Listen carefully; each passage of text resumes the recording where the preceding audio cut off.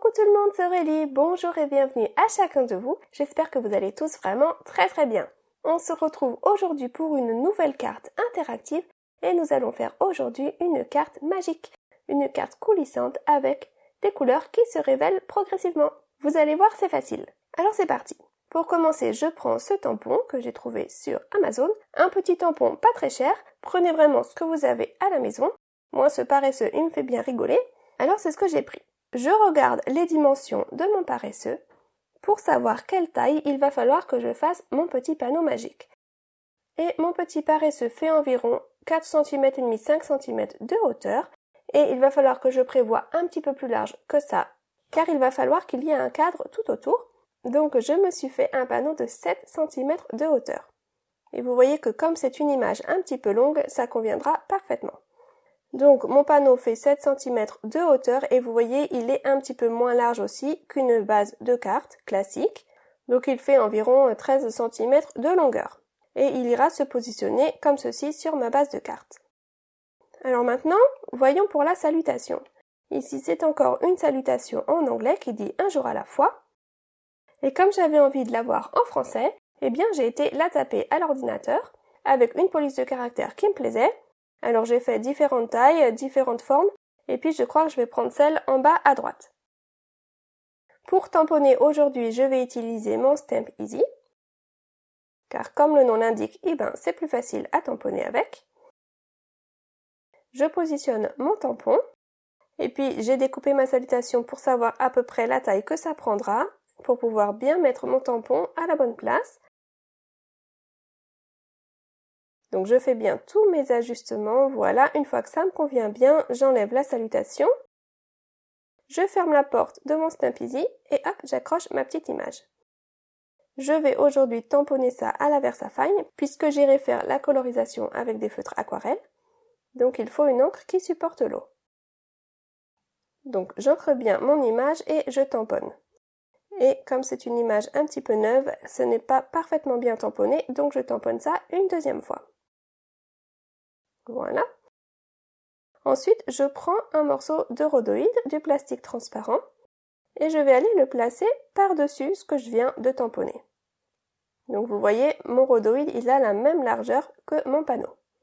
Je vais aller bien fixer ça sur ma station pour tamponner, puisque je vais utiliser cette encre qui s'appelle StazOn. Et comme son nom l'indique, elle est indélébile, elle reste là où vous tamponnez, même sur le rhodoïde. Et c'est une encre qui est vraiment assez collante, donc c'est pour ça que j'ai bien fixé mon rhodoïde en place pour pas qu'il ne soit aspiré. Lorsque je relève la porte, je veux que ça reste tout bien en place. Donc j'ancre mon paresseux une fois de plus, je tamponne bien, et puis je vais pouvoir aller regarder ce que ça donne sur mon rhodoïde. Et vous voyez donc que mon paresseux est tamponné sur le rhodoïde et que ça va être maintenant indélébile, ça ne va pas s'effacer. Il faut juste le laisser un tout petit peu sécher. Alors mon paresseux, je veux qu'il soit à l'intérieur d'une petite fenêtre. J'aurais pu découper ma fenêtre à l'avance avant de tamponner, c'est pareil, j'ai tamponné en premier. Ça, peu importe. La fenêtre, elle va aller sur l'autre côté de mon panneau, sur le rabat d'en face. Donc je vérifie que ce soit bien centré.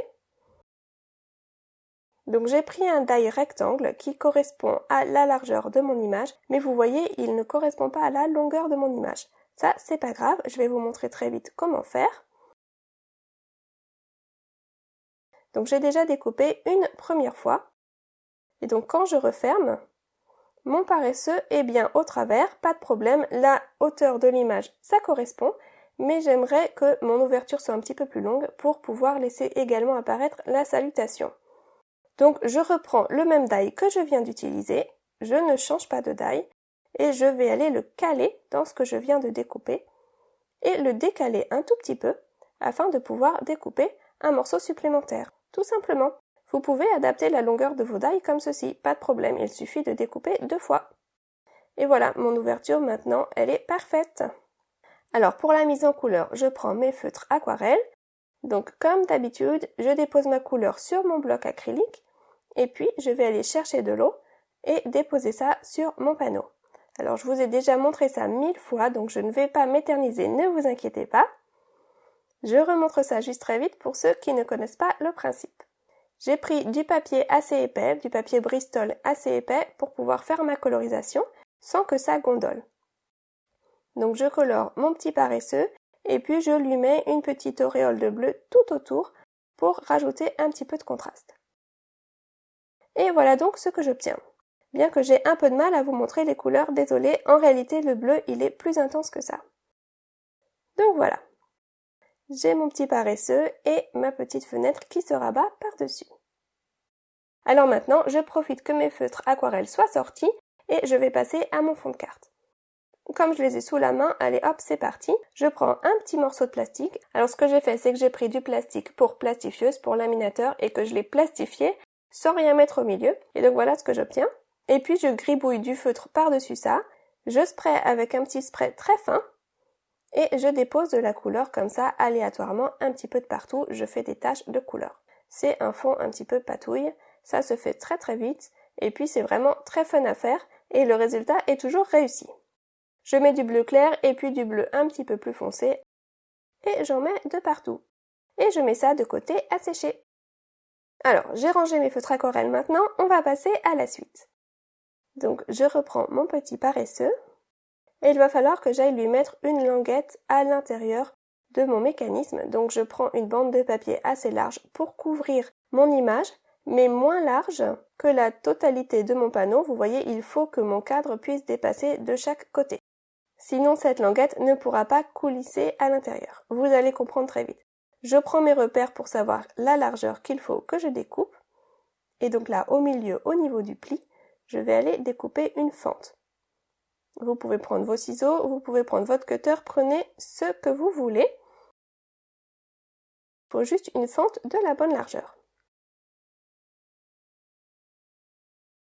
Voilà. Là, c'est bon. Et donc, je peux coulisser mon panneau à l'intérieur de ça. Alors là, vous avez vu, mes marges, elles sont vraiment pas très larges. J'ai fait mon cadre tout fin.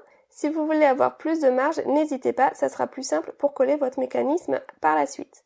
Vous adaptez vraiment ça avec la taille de vos images, avec ce que vous avez à la maison. C'est aussi pour ça que je ne vous donne pas toutes les dimensions très précisément, parce que ça dépendra vraiment de l'image que vous utiliserez. Ensuite, pour caler ma languette, pour caler cette bande, pour ne pas qu'elle sorte totalement de la fente, il faut lui mettre une petite butée.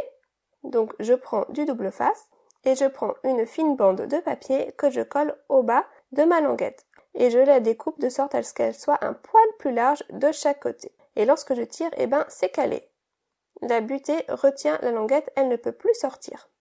Alors maintenant, pour que ce soit bien collé, bien jointif de chaque côté quand c'est fermé, je vais rajouter un petit peu d'épaisseur sur le cadre, tout autour de la butée. Donc pour ça, j'ai découpé de fines bandes de papier épais. Alors vous voyez, elles doivent être vraiment très fines, ça c'est parce que mes marges ne sont pas très grandes. J'avais envie d'un cadre fin, mais vous pouvez faire vraiment plus gros si vous le souhaitez.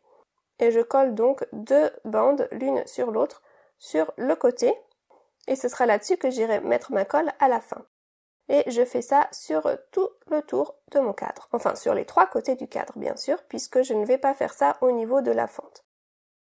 Donc je fais ça de chaque côté de l'image et puis au bout.